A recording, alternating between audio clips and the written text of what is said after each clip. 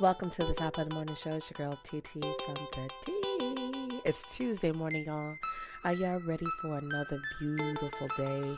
No matter where you live, no matter what state, city, or country, I want to share 2 psychological tricks to help you stop worrying about what you can't change. Now, y'all know we fret. We worry about, is this going to turn out right?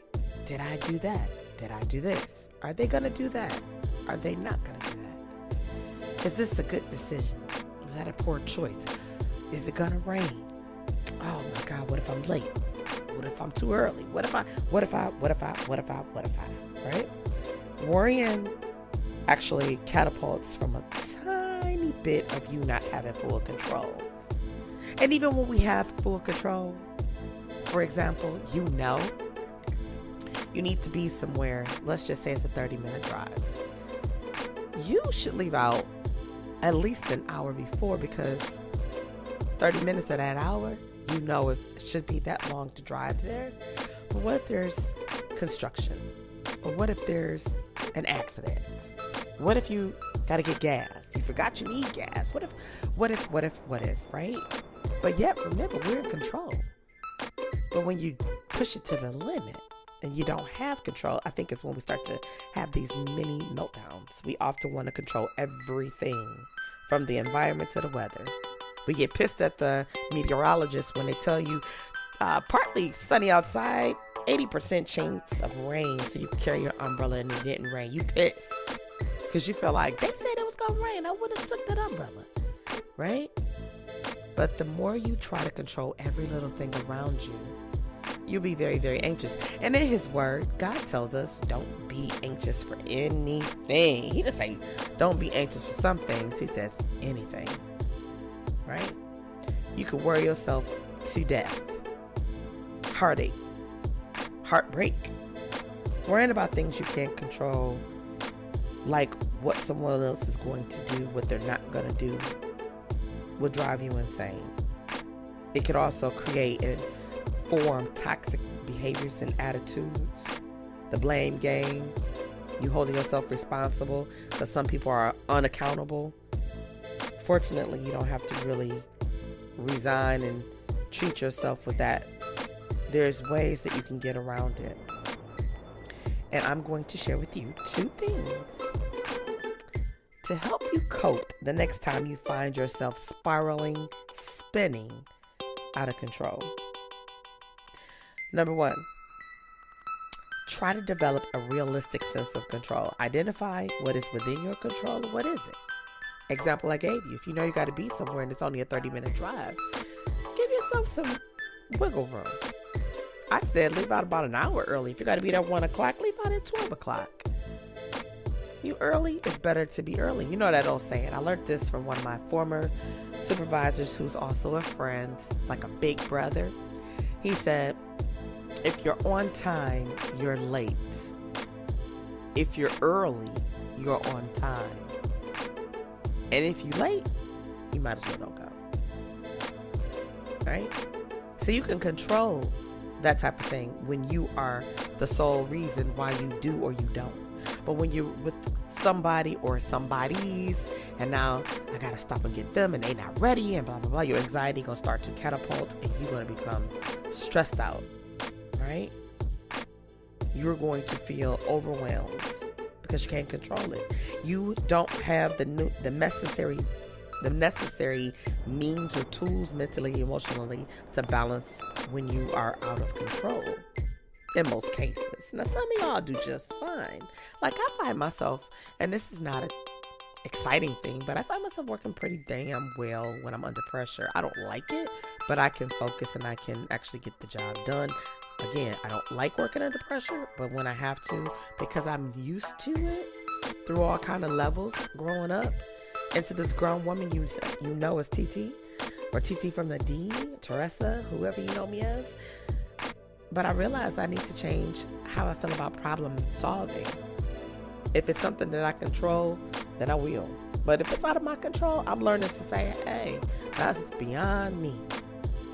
I want to help, but there's nothing I can do about it. Worrying about something you can't change is nothing but setting yourself up for a stroke or a heart attack. We live within our emotions from time to time, right? But we got to realize some things you got to let go because it's out of your control. Now, number 2, schedule some time to worry. Now, that might sound crazy because most people come into a moment where they're like, wait a minute, how I'm going to schedule time to worry? I can barely schedule time for me time, right? People have women that's on birth control. Sometimes we can have, like, I got to take my pill at 5 o'clock every day. All kind of stuff be happening. You could be out. Oh, I'm at the supermarket. It's 5:15. Oh, my God. Well, if you know you're on the go and you're always out, why you don't just put your pill in your purse? Like, take it with you because you know you may not be there, and then set an alarm. Because even if you have it with you and you lose track of time, you may be like, yeah, I forgot what time. I lost track of time. But if you set an alarm and you're like, this is my medication, I need to take it. You set an alarm. You're not going to be stressing about it, right? Because it's in your mind, it's on your agenda, and it's a psychological way to really think about it, right? And I know it might sound ridiculous, like, what? But yeah, it's a psychological way to really do it and deal with things. And it's not no pill you take. This ain't the Matrix. So think about this. Now, I heard this before when I was in one of my psychology classes. When we are dealing with sadness or depression, anger, frustration, we can't act like we're not sad. We can't act like we're not frustrated. We can't act like we're not upset and just going through. We have to say, listen, I'm going to take this time right now, and I'm going to cry, I'm going to yell, I'm going to scream, I'm going to fuss, whatever. And I'm going to acknowledge how I'm feeling, because you must acknowledge your feelings. A lot of the trauma that people endure or have endured or will endure, they will sweep it under the rug like it's not existent. If you lift up your carpet that's been laid down for a long time, I guarantee you'll find, and I don't know why, I don't know what the what's the word I'm looking for? I don't know what the science is to it. You'll find what looks like sand under your carpet. I don't know. Don't ask me. I've learned that when I've ripped up carpet before. And it's like, how did this get in? You know you ain't at the beach. You don't live by the beach. I'm talking about you straight up. Looks like it has sand, right? But you have to schedule that time. Schedule that time and say, this is what I'm going to do. I'm going to get on my knees and pray. I'm going to get on my knees and cry. I'm going to lay my face down. I'm going to whatever. I'm going to have a self-conversation, an affirmation type of conversation with myself in this mirror. And I'm going to deal with this and I'm going to go. Because you can't sit around and think about what you can't control, get bent all out of shape. You can't. That's not the way it's supposed to be. At all. At all. It's not the way it's supposed to be. So I just want to remind us there's ways, even if you give yourself 10, 15 minutes, right? To tell yourself it's time to do this and it's time to do that. Get back to the business, get back to the basics, right? 24 hours if you need it. You might say, I need this whole day. I'm going to take a day of mourning, a day of getting my thoughts together, gathering myself, because I need a mental break. People I know, they will say, I need a mental health day. Well, don't take a mental health day and start cleaning your house or taking care of the kids or taking care of your spouse or running errands for people or doing something. No, if you're taking a mental health day, you, my friend, sir, man, boy, girl, lady, gentleman, you decide what that mental health day looks like for you. What are you neglecting yourself from day to day because you're on the go? Think about that. Then create what you would see as a mental health day. Once you do that, implement that monthly. I don't care. Take a mental health day once a month, right? That's 12 times a year. Okay? That you're saying one day out this month, the shortest month we got is 28 days? One day out the month, I'm going to give to me. You can do it. Trust me. My last little bit, as I come to a close, you want to build up your mental strength, y'all. And that requires you to have self-control. So if you balance self-control, you can have full control of your actions. Remember, you can't change somebody. You can't dictate how somebody's going to be. You can't control their actions, but you can control yours if you choose to.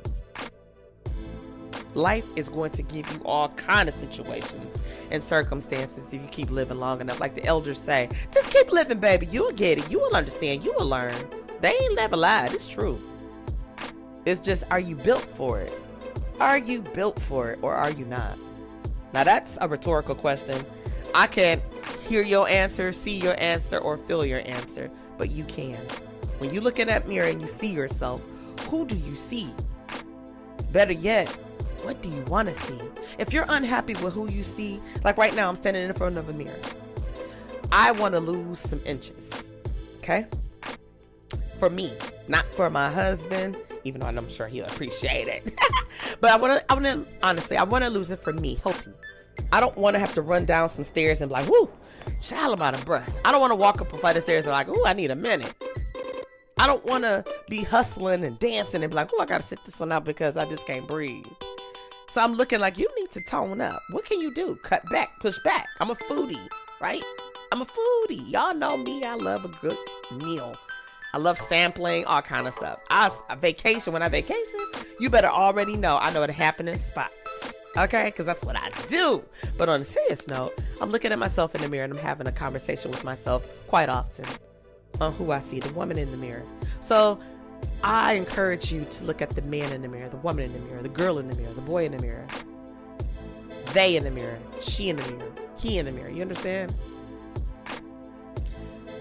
And have a good conversation with yourself and tell yourself, I'm going to give myself a certain amount of time to decompress after a long day at work, a long day at school, being with family, because sometimes it's like, oh, I got to go over so-and-so house. Oh, my God. They so much. They do too much. Or you know how you young people say, they doing too much or whatever. But sometimes it's stressful. That belligerent relative or that angry relative, that quiet relative, that anal relative, you get it. You might be that relative I'm talking about.